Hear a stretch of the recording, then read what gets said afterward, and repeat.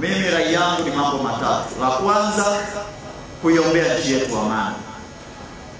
Kila mmoja kwa nafasi yake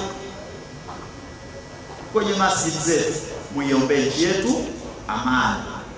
La pili, tuko kwenye mchakato wa uchaguzi. Uchaguzi huu ni haki ya msingi ya kikatiba ya kila Mtanzania. Ni muhimu sana kila mmoja wetu na nyinyi viongozi mkawa masula wa kwenda kuhamasisha watu wajitokeze kwa wingi kwenda kuchagua viongozi wao. Wamepata fursa, wamejieleza, mmewaona, mmewapima. Nendeni tarehe 29 mkawachague viongozi watakaosaidia kuleta umoja, mshikamano na kuleta maendeleo kwenye nchi. Hili ni muhimu sana.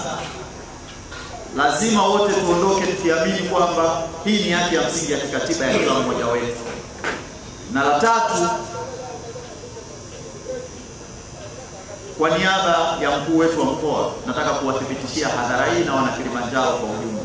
Mkoa wetu wa Kilimanjaro umejiandaa vya kutosha kuhakikisha tunaendelea kubaki na amani iliyokuwepo ili shughuli zingine za maendeleo zifanyike. Watu wawe na uhakika kwamba mkoa wetu na wilaya zetu zote 6 hali ya ulinzi na usalama, amani ni ya uhakika na hakuna viashiria vyovyote vya uvunjifu wa amani leo, kesho na kesho kutwa, kabla, wakati na baada ya uchaguzi.